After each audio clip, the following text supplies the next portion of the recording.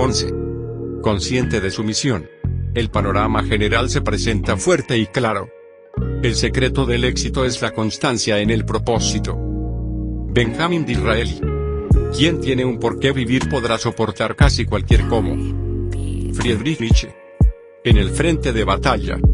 El 28 de junio de 1778, era un día particularmente caliente y húmedo, cerca de los tribunales de Monmouth, en el pueblo de Freehold, Nueva Jersey. Ese fue el día durante la Guerra de Revolución de los Estados Unidos que el general George Washington, que había pasado la mayor parte de la guerra librando una batalla de estrategia y movimientos contra los ingleses, finalmente decidió atacar al enemigo en un combate total. Después de un intento de ataque y retirada por el general americano Charles Lee, las fuerzas revolucionarias se reagruparon bajo el general George Washington y lanzaron un fiero ataque de artillería contra los ingleses. Esta se convirtió en la batalla más abarcadora y larga de este tipo durante la Guerra de Revolución. Durante horas, y con una temperatura cercana a los 100 grados Fahrenheit, las dos artillerías enemigas se dispararon toneladas de municiones. Cada lado peleaba usando 10 cañones y por mucho tiempo la victoria parecía no querer inclinarse en favor de ninguno de los bandos. A medida que la lucha se prolongaba, los hombres eran víctimas del cansancio y agotamiento y muchos pedían agua. Mary Ice, la esposa del artillero William Ice, corría al frente de batalla para darle agua a los soldados y así pudieran seguir peleando. Esto era algo que había hecho antes. Había viajado con su marido durante toda la guerra, como muchas esposas en aquellos días. Cocinaba, ayudaba a cuidar los soldados e incluso atendían a los heridos en batalla. Estaba tan comprometida con la causa de la libertad y a la derrota de los ingleses como cualquier soldado en el ejército. Mary hasta había pasado el crudo invierno en el Valle Forge junto a los soldados. Este día, debido al calor, llevar agua era un trabajo de tiempo completo aunque también ayudó a atender a los heridos. Al regresar del frente de batalla de uno de los viajes al arroyo, se percató que William, su esposo, a quien había relevado del frente para que pudiera descansar, estaba nuevamente en la pelea porque habían herido al hombre que lo había reemplazado. La batalla estaba tan pareja que los americanos no podían darse el lujo de tener un cañón fuera de servicio porque podía significar perder la batalla. Mientras Mary miraba, el fuego enemigo alcanzó a su marido. Estaba muerto. No dudó un instante. Había estado suficiente tiempo con el ejército para saber lo que tenía que hacer. Como sabía que faltaban artilleros, tomó el lugar de su marido. En su autobiografía, un soldado de Connecticut describió el desempeño de Mary durante la batalla. Mientras trataba de alcanzar un cartucho y con un pie tan al frente del otro como podría para poder mantener el equilibrio, pasó una bala de cañón enemiga entre sus piernas sin hacer otro daño que llevarse la parte inferior de sus enaguas. Miró lo que había pasado con evidente despreocupación y punto. Continuó su trabajo. 1. Después de horas de lucha, los ingleses se vieron obligados a retirarse. El ejército continental había ganado la batalla. Aunque la batalla de Monmouth no se consideró una importante victoria militar, fue un triunfo político que levantó tremendamente la moral de los revolucionarios. El ejército continental había enfrentado a los ingleses en campo abierto y los había forzado a retirarse. Y en esta, la batalla más larga de la Revolución Americana, los ingleses sufrieron de 2 a 3 veces más bajas que los americanos. Por sus acciones en combate, Mary Ice recibió un reconocimiento de oficial no comisionado del general George Washington. Un poco más de sustancia. Mary Ice, a quien se conoce en los libros de historia como Molly Pitcher, es un símbolo de la actitud de muchas personas que pelearon en la Revolución Americana. Tenían una tremenda conciencia de la misión y ese sentido de propósito y misión los llevó continuamente a hacer lo que era mejor para su causa, sus compañeros de lucha y su nación. No muchos de nosotros podemos compararnos al heroísmo en el campo de batalla de una persona como Mary Ice, pero sí podemos asimilar la conciencia hacia la misión que trajo a su equipo. Mary Ice mostró las 4 cualidades de todos los que están conscientes de su misión. 1. ¿Saben hacia dónde va el equipo como estadounidenses? Admiramos a las personas que fundaron nuestra nación. Respetamos su valentía, su compromiso y su sacrificio. También admiramos su sentido de visión y misión. Sabían que estaban peleando por la libertad y por el futuro de un país que tenía el potencial para dar buenas oportunidades a su pueblo. En el sentido de misión hay un inmenso poder. El escritor W. Clement Stone afirmó, cuando descubre su misión, sentirá sus demandas. Le llenará de entusiasmo y un deseo ardiente de empezar a trabajar en eso. Ese sentido de deseo, y de dirección, es tan indispensable para que un equipo tenga éxito como lo es para un individuo. 2. Permiten que el líder del equipo dirija a los jugadores de equipo conscientes de la misión y que se han comprometido con él, dejan que el líder ejerza el liderazgo. Irónicamente, el ejército americano casi perdió la batalla de Monmouth debido a la acción de uno de sus generales, Charles Lee. El comandante en jefe George Washington le ordenó a Lee que atacara a los ingleses y que los persiguiera hasta que todas las fuerzas del ejército americano pudieran enfrentarlos. Lee, que se oponía al plan de Washington, avanzó con indecisión y de pronto se retiró sin causa aparente. Lee casi hace perder a los americanos la oportunidad de entrar en la batalla y derrotar al enemigo. Afortunadamente, Washington pudo tomar el mando de su subordinado pues este fue relevado luego de enfrentar una corte marcial. Liderazgo es la capacidad de transformar en realidad una visión. Warren G. Bennis. Cada vez que el miembro de un equipo entorpece la acción del líder, aumenta la posibilidad que el equipo no alcance sus metas. Sin embargo, los integrantes con visión de misión entienden lo que el experto en liderazgo, Warren G. Bennis afirmó, liderazgo es la capacidad de transformar en realidad una visión. Para que un equipo triunfe, se le debe permitir al líder que dirija. 3. Los logros del equipo van por encima de los personales. El trabajo en equipo siempre requiere sacrificio. Un buen jugador de equipo siempre pone los logros del grupo por encima de los personales porque esto es lo que se necesita para alcanzar la misión del equipo. A menudo esto significa sacrificar metas personales o incluso sacrificar la seguridad personal, como fue el caso de Mary Ice. En el fragor de la batalla, ni siquiera se permitió llorar por el esposo que había perdido. Las demandas eran demasiado altas como para hacer otra cosa que no fuera servir al equipo. 4. Hacen lo que sea necesario para lograr la misión. Es obvio que Mary Ice estuvo dispuesta a hacer cualquiera cosa con tal de lograr la misión de su equipo, ya fuera realizar las labores propias de una mujer que viajaba con el ejército como cocinar, lavar la ropa o servir, o tareas inusuales a su papel típico, como unirse a los soldados en la línea de fuego. Hoy día, los miembros de un equipo con conciencia de misión deberían tener la misma actitud que tuvo Mary Ice. Si el éxito puede llegar al equipo solo porque usted se comprometa, intente hacer algo nuevo o posponga su agenda personal, entonces eso es lo que necesita hacer. Algo para pensar. ¿Mantienen en mente usted y sus compañeros de equipo el panorama general? ¿Está continuamente buscando formas para ayudar a su equipo a llevar a cabo su misión? ¿O tiende a complicarse con los detalles de su trabajo y pierde de vista el panorama general?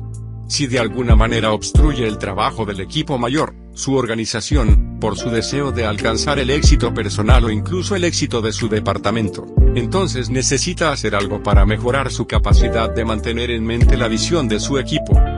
Algo para hacer. Para mejorar su conciencia de la misión. Examine si su equipo está enfocado en su misión.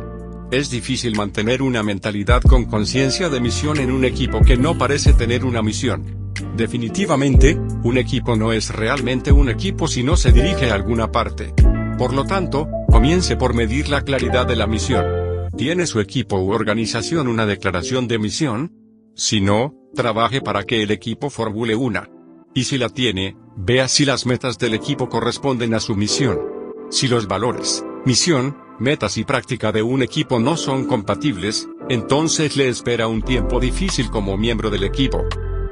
Busque formas de mantener la misión en mente. Si usted es una persona que le gustan los logros, la clase de persona que está acostumbrada a trabajar sola, o que tiende a enfocarse en lo inmediato y pierde de perspectiva el panorama general, es posible que necesite ayuda adicional para recordar la misión del equipo. Escriba la misión del equipo y póngala en un lugar donde pueda verla. Anótela en una tarjeta y colóquela en el espejo del baño, en el monitor de su computadora o conviértala en una placa para el escritorio. Manténgala a la vista para que siempre esté consciente de cuál es la misión de su equipo. Aporte lo mejor de su persona como miembro del equipo. Una vez que esté seguro de la misión y dirección de su equipo, propóngase hacer la mejor contribución en el contexto del equipo y no como un individuo. Esto puede significar que quizás tenga que asumir una posición tras bastidores por un tiempo. O puede significar que tenga que enfocar a su círculo íntimo en una forma que contribuya más a la organización, aunque esto le reste reconocimiento a usted y a su gente. Un equipo no es realmente un equipo si no se dirige a alguna parte. Algo para el camino. Por 20 años Reggie Jackson fue uno de los jugadores en el béisbol. Hoy día es miembro del Salón de la Fama en Cooperstown, Nueva York, por su legendaria proeza con el bate en los juegos de eliminatorias y de las series mundiales en las que jugó. Le dieron el nombre de Mr. Octubre. En How Life Imitates the World Series, como la vida se parece a la Serie Mundial, Thomas Boswell cuenta cómo Jackson, que jugaba en ese tiempo con los Orioles de Baltimore, se robó una base en un juego sin haber recibido la señal de que lo hiciera. Esto era algo que el entrenador Earl Weaver no permitía. Pero Jackson, que nunca había padecido de falta de confianza, lo hizo de todos modos. Era un corredor muy veloz y creía conocer también a los jugadores del otro equipo que no dudaba que se robaría la base. Más tarde, Weaver se llevó a Jackson aparte y le explicó por qué no habría querido que robara esa base. El próximo jugador al bate era Lee May, un tremendo bateador. Con la primera base abierta y con la posibilidad que May bateara un doble, el lanzador del equipo contrario intencionalmente mandó a May a la primera base. Esto obligó a Weaver a poner al bate al siguiente jugador, quien tenía un récord muy pobre contra ese lanzador en particular. Weaver entonces tuvo que mandar a un bateador emergente con mejor promedio para tratar de hacer que Jackson y May pudieran anotar. Como resultado, cuando realmente necesitó al bateador emergente más tarde en el juego ya no pudo usarlo. Aunque Jackson estaba correcto al confiar en su capacidad contra el equipo contrario, le causó un daño al equipo. ¿Por qué? Porque tenía su logro personal en mente y no el panorama general al tomar una decisión que afectó a todo el equipo. Los buenos jugadores ven más allá que los detalles del momento. Están siempre conscientes de la misión de su equipo y trabajan para que esa misión se alcance. 12. Preparado. La preparación puede marcar la diferencia entre ganar o perder.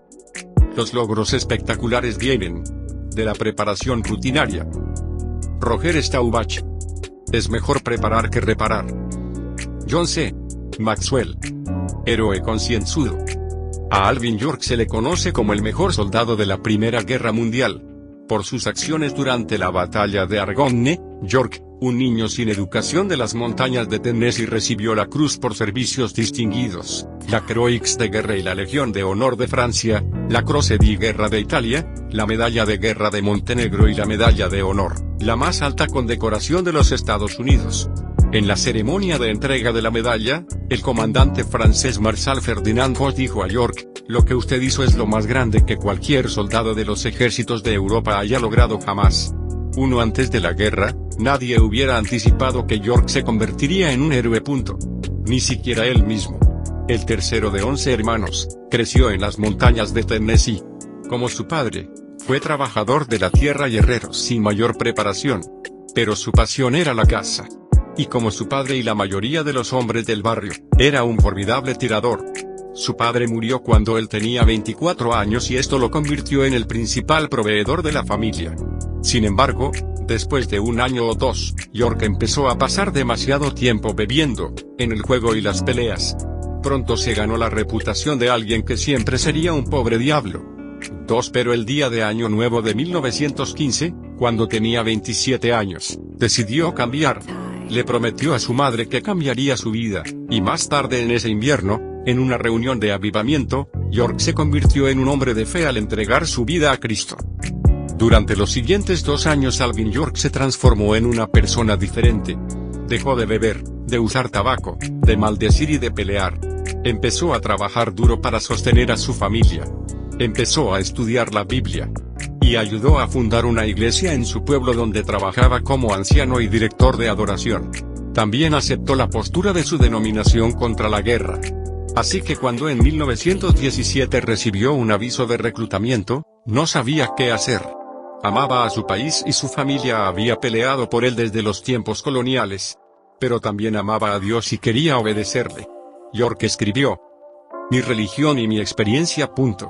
Me decían que no fuera a la guerra, y la memoria de mis antepasados. Me decía que tomara mi arma y fuera a pelear.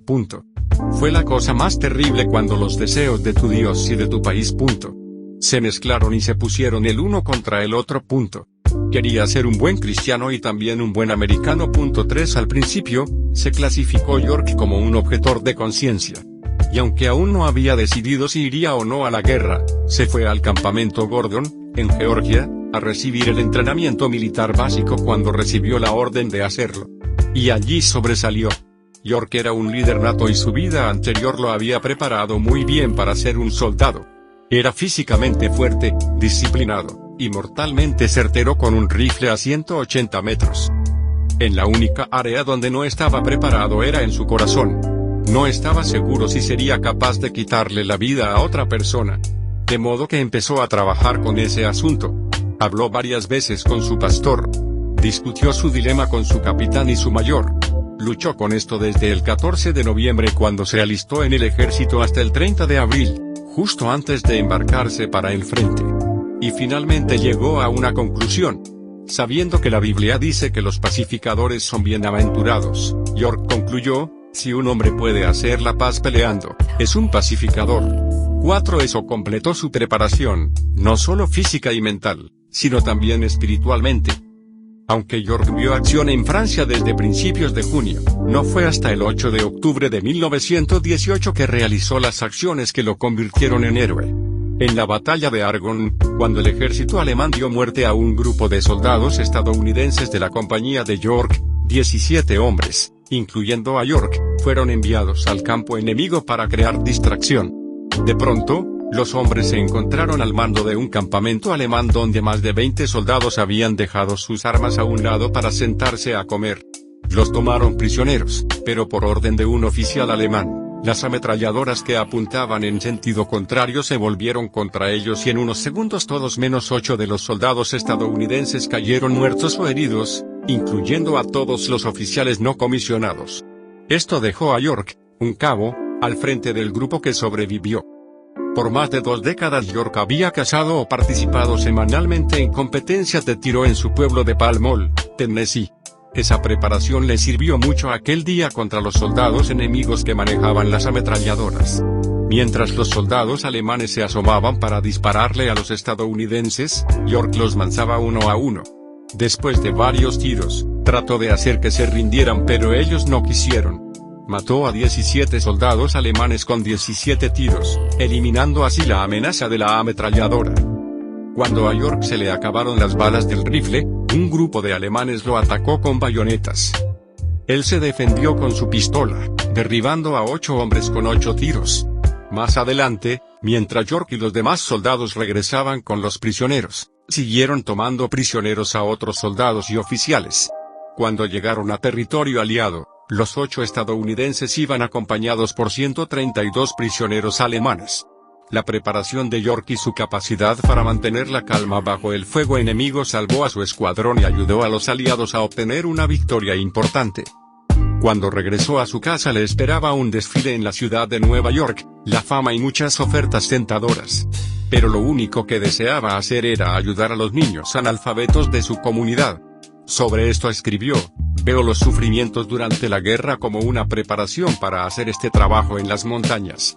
Todo el dolor que experimenté al ir y matar me enseñaron a apreciar el valor de las vidas humanas. Todas las tentaciones que tuve que soportar tuvieron la virtud de fortalecer mi carácter.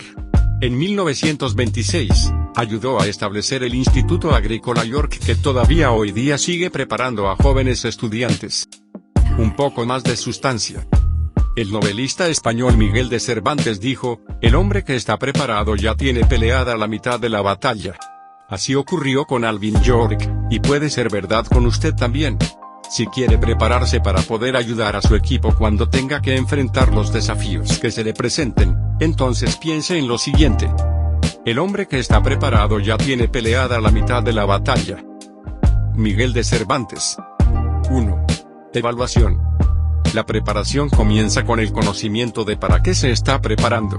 Alvin York sabía que iba a la guerra y como resultado evaluó su estado personal de preparación. De igual manera, usted necesita determinar hacia dónde se dirigen usted y su equipo. Necesita examinar las condiciones con las que se encontrará. Y será necesario determinar el precio que tendrá que pagar para alcanzar la meta. Si no lo hace, no podrá prepararse en forma apropiada. 2. Alineación. Me encanta jugar golf y esto me ha enseñado una lección muy importante. Aunque usted sabe a dónde quiere ir, nunca logrará llegar a su destino si no se alinea correctamente. Esto es tan cierto en el golf como en la preparación personal.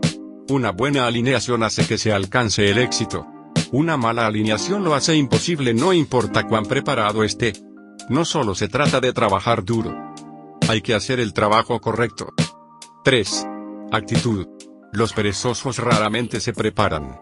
Los diligentes sí lo hacen, pero a veces pasan por alto alguna área que los puede hacer equivocarse cuando se trata de enfrentar un desafío. Descuidan su actitud.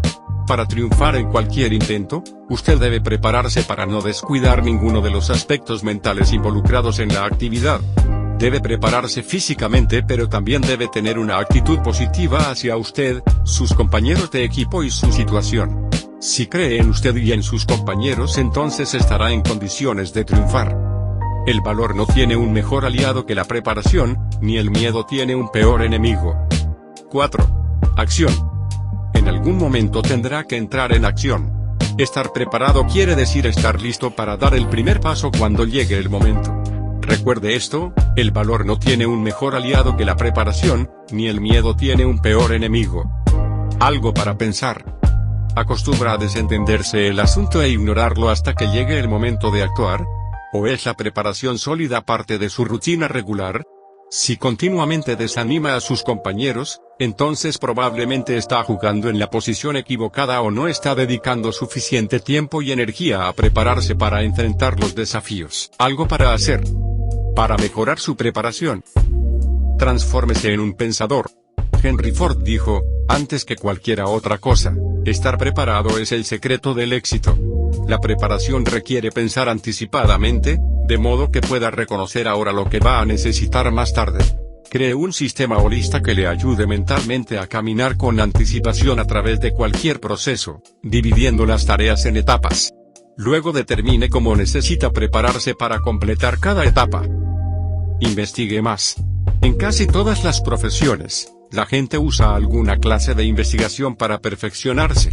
Familiarícese con los recursos para investigación relacionados con su actividad y trate de llegar a ser un experto en su uso. Aprenda de sus errores. A menudo, la mejor herramienta para prepararse puede ser la experiencia personal.